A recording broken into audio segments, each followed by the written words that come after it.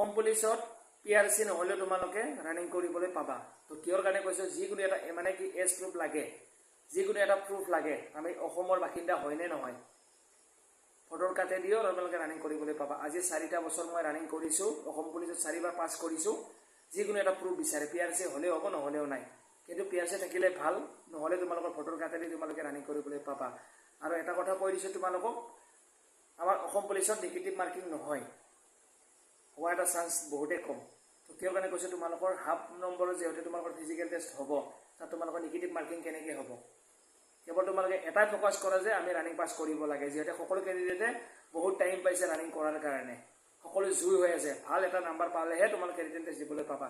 বহুত cut off যাব এইবাৰ। জয় হিন্দ সকল, welcome to my YouTube channel. মোৰ অন্য এটা ভিডিঅ'ত আপোনালোকক স্বাগতম জনাইছোঁ। নতুনকৈ যদি মোৰ ইউটিউব চেনেলত কোনোবা ভিজিট কৰিছে, প্লিজ ছাবস্ক্ৰাইব কৰিব, দেন শ্বেয়াৰ কৰিবলৈ নাপাহৰিব। প্ৰত্যেকটো ডিফেন্সৰ খবৰ প্ৰথম পাই থাকিবলৈ আপোনালোকে মোৰ চেনেলটো ছাবস্ক্ৰাইব কৰিব, কাষতে থকা বেল আইকনটো বজাই ৰাখিব, তেতিয়া তোমালোকে মোৰ চেনেলত আগতীয়াকৈ নতুন নতুন ইনফৰমেশ্যন পাই থাকিবা ডিফেন্সৰ। তো বন্ধুসকল, আপোনালোকে দেখা পাইছোঁ, গমে পাইছোঁ কিহৰ ওপৰত আজি ভিডিঅ'টো হ'বলৈ গৈ আছে। তো দেৰি নকৰি তেনেহ'লে ভিডিঅ'টো আৰম্ভ কৰোঁ। ভিডিঅ'টো শেষলৈকে চাবা আৰু ভিডিঅ'টো এটা লাইক কৰিবা, আৰু আজিৰ ভিডিঅ'টো যিমান পাৰে শ্বেয়াৰ কৰিবা। অৱশ্যে দেৰি নকৰি তেনেহ'লে ভিডিঅ'টো আৰম্ভ কৰোঁ। তো বন্ধু বান্ধৱীসকল, মই ভিডিঅ' বনোৱাৰ আগতে তোমালোকক মানে সদায় এটা কথাই কৈ থাকোঁ যে তোমালোকে প্ৰেক্টিছ কৰি থাকা, প্ৰেক্টিছ কেতিয়াও এৰি নিদিবা। ধৈৰ্য ধৰা, নিশ্চয় আহি আছে ফিজিকেল তোমালোকৰ, যিহেতু অক্টোবৰৰ 3 তাৰিখৰ পৰা তোমালোকৰ অসম পুলিচৰ AB, UB, কামাণ্ডো, গৃহ বিভাগৰ যিমানখিনি আছে সকলোখিনি ডিপাৰ্টমেণ্টৰ ফিজিকেল টেষ্ট আৰম্ভ হ'বলৈ গৈ আছে। তো আজি দুটা টপিকৰ ওপৰত ভিডিঅ' হ'বলৈ গৈ আছে। 1 নম্বৰ টপিক হৈছে তোমালোকৰ পিআৰচি লাগিবই নে নালাগে, আৰু 2 নম্বৰ টপিক তোমালোকৰ 3rd গ্ৰেড 4th গ্ৰেডত তোমালোকৰ যিহেতু নিগেটিভ মাৰ্কিং হ'ব, তাত তোমালোকৰ আছাম পুলিচত নিগেটিভ মাৰ্কিং হ'ব নেকি, তাৰে ওপৰত আজি মই ভিডিঅ'টো হ'বলৈ গৈ আছে। আৰু হেমন্ত বিশ্ব শৰ্মা ছাৰে মানে নিজৰ মানে ফেচবুক পেজত বহুতখিনি কথা ক'লে। চ' কি কথা কৈছে তোমালোকক মই এইটো যে জনাবলৈ চেষ্টা কৰিম, লাগি থকা ভিডিঅ'টো শেষলৈকে চাবা। তো বন্ধু বান্ধৱীসকল, প্ৰথম মই তোমালোকক এটা কথা কওঁ যে তোমালোকৰ পিআৰচি লাগিবই নেকি তোমালোকৰ আছাম পুলিচত AB, UB, কামাণ্ডত। তো তোমালোকে নিশ্চিন্ত থাকা যে তোমালোকে মই কোৱা কথা 100% গেৰাণ্টি যে তোমালোকৰ পিআৰচি নহ'লেও তোমালোকে আছাম পুলিচৰ ৰানিং কৰিবলৈ পাবা। তো কিহৰ কাৰণে কৈছোঁ, বহুত ল'ৰা মানে অসুবিধা হৈ আছে, হাইকোৰ্ট বন্ধ হৈ আছে, তো তাৰ ফলত মানে কি পিআৰচি বনাবলৈ পৰা নাই, আৰু বহুত ল'ৰা মানে আছে অলৰেডি পিআৰচি। আৰু যিকেইটা ল'ৰা পৰা নাই সেইকেইটা ল'ৰাই ভয় কৰিব নালাগে একো, তোমালোকে নিশ্চয় এক্সাম মানে ফিজিকেল টেষ্ট দিবলৈ পাবা। তো কিহৰ কাৰণে কৈছোঁ, তোমালোকৰ যিহেতু এটা যিকোনো এটা প্ৰুফ লাগে, তো পিআৰচিখন থাকিলে এটা ভাল যে তোমালোকৰ বাহিৰৰ কেণ্ডিডেটে মানে ইণ্টাৰভিউ দিবলৈ নাপাব। আৰু যে আমাৰ অনলি অসম পুলিচৰ যিহেতু আণ্ডাৰত এইটো চাকৰি হয়, যিহেতু অসম পুলিচৰ ল'ৰাবোৰে মানে কি ইণ্টাৰভিউ মাৰিব পাৰিব, অসমৰ ল'ৰাহে মাৰিব পাৰিব। তো তাৰ কাৰণে পিআৰচি লগাৰ কথা আছে, হেমন্ত বিশ্ব শৰ্মা ছাৰে আলোচনা কৰি আছে। তো মোৰ হিচাপত পিআৰচি নালাগে। তো কিহৰ কাৰণে লাগিব, যিকেইটা মানে কি পিআৰচি থাকিলে ভাল, নাথাকিলে তো মোৰ উপায়টো নাই, তোমালোকে ইণ্টাৰভিউটো মাৰিব লাগিব, যিহেতু তোমালোকৰ এপ্লাই হৈছে। আৰু যিকেইটা ল'ৰা পিআৰচি নাই সেইকেইটা ল'ৰা ভয় কৰি আছে যে আমাক ওলাই দিব, আমি ৰানিং কৰিবলৈ নাপাম।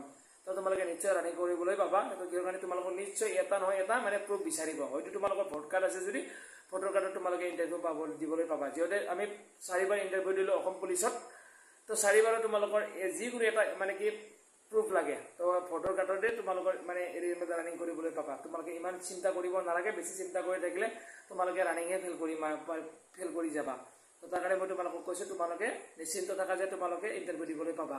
তো তোমালোকক মই প্ৰথম ডাউটটো ক্লিয়াৰ কৰি দিলোঁ। আৰু ছেকেণ্ড ডাউটটো হৈছে তোমালোকৰ 3rd গ্ৰেড 4th গ্ৰেডত যিহেতু তোমালোকৰ মানে কি নিগেটিভ মাৰ্কিং হ'ব। এতিয়া আমাৰ অসম পুলিচত বহুতে ভাবি আছে, কেণ্ডিডেটে বহুত ভাবি আছে যে আমাৰ মানে এক্সামটো বহুত টাইট হ'ব, তো নিগেটিভ মাৰ্কিং হ'ব। তো তোমালোকে নিশ্চিন্ত থাকা যে অসম পুলিচত AB, UB তোমালোকৰ নিগেটিভ মাৰ্কিং নহয়। তো কিহৰ কাৰণে নহয়, তোমালোকৰ ফিজিকেল টেষ্টত যিহেতু তোমালোকৰ হাফ নাম্বাৰ আছে, আৰু 50 নাম্বাৰ তোমালোকৰ কেনেকৈ নিগেটিভ মাৰ্কিং হ'ব পাৰে, তোমালোকে নিজে ভাবিছোঁ এবাৰ। আৰু তোমালোকে নিশ্চিন্ত থাকা যে অসম পুলিচত নিগেটিভ মাৰ্কিং নহয়। আজি 4বাৰ পৰীক্ষা দিলোঁ মই অসম পুলিচত, 4বাৰো নিগেটিভ মাৰ্কিং পোৱা নাই, আৰু এইবাৰো মই নাপাওঁ, এইটো খুব ভালকৈ জানো। আৰু নিগেটিভ মাৰ্কিং দিয়াৰ লগে লগে অনলি 50 নাম্বাৰৰে যিহেতু তোমালোকৰ পেপাৰ হ'ব, তো তাৰ কাৰণে তোমালোকে নিশ্চিন্ত থাকা যে তোমালোকে যে নিগেটিভ মাৰ্কিং নহয়। তোমালোকে ধৈৰ্য ধৰা, কেৱল ধৈৰ্য ধৰি প্ৰেক্টিছ কৰি থাকা, ইমান মানে কি বাদ দিয়া এইবোৰ ইমান চিন্তা কৰিব নালাগে। তোমালোকে কেৱল এটাই ভাবা যে আমি ৰানিং পাছ কৰিব লাগে, সেইটো ভাবি তোমালোকে ফিজিকেল টেষ্ট মানে চেষ্টা কৰি থাকা। তো বন্ধু বান্ধৱীসকল, মই ভিডিঅ'টো তোমালোকক মই জনালোঁ। তো তোমালোকে নিশ্চিন্ত দি প্ৰেক্টিছ কৰি থাকা, ইমান টেনশ্যন ল'ব নালাগে। পিআৰচি নহ'লেও তোমালোকে ইণ্টাৰভিউ দিব পাবা, আৰু অসম পুলিচত নিগেটিভ মাৰ্কিং নহয়, আৰু হ'লেতো একো নাই, ইমান টেনশ্যন কৰিব নালাগে। কেৱল এটাই ফ'কাছ দিয়ে যে তোমালোকে ৰানিঙত। তো কিহৰ কাৰণে কৈছোঁ, যিহেতু কেণ্ডিডেটে সকলো কেণ্ডিডেটে মানে কি বহুত চান্স পাইছে এবাৰ ফিজিকেল টেষ্টত মানে কি ৰেডি হৈ আছে, সকলো কেণ্ডিডেটে বহুত টাইম পাইছে ৰানিং কৰা, তাৰ কাৰণে সকলো জুই হৈ আছে।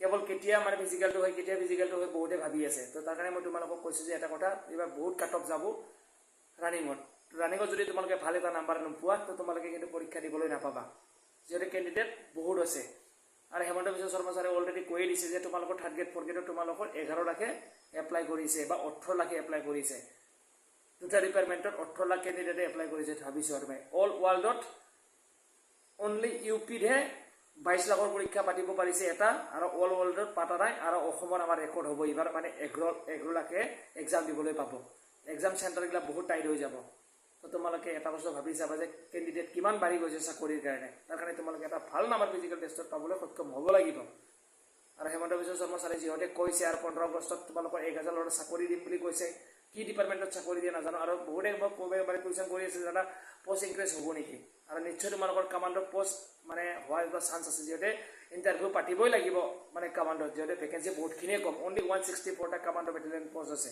তাৰে ভিতৰত ইণ্টাৰভিউ পাতিব লগা হ'লে তোমালোকৰ নিশ্চয় পষ্ট অলপ বাঢ়ি যোৱাৰ এটা চান্স আছে এবি ইউবিটো বাঢ়িব যিহেতু প্ৰমোশ্যন ভেকেঞ্চি বহুতখিনি ষ্টক হৈ আছে এইটো আছিল সৰু সুৰা ভিডিঅ' কেনেকুৱা পালা কমেণ্ট কৰি জনাবা আৰু মোৰ ভিডিঅ'টো সদায় পাই থাকিবলৈ তোমালোকে মোৰ চেনেলটো ছাবস্ক্ৰাইব কৰি থবা অৱশ্যে আজিলৈ এৰিছোঁ বাই বাই জয় হিন্দ বন্দে মাতৰম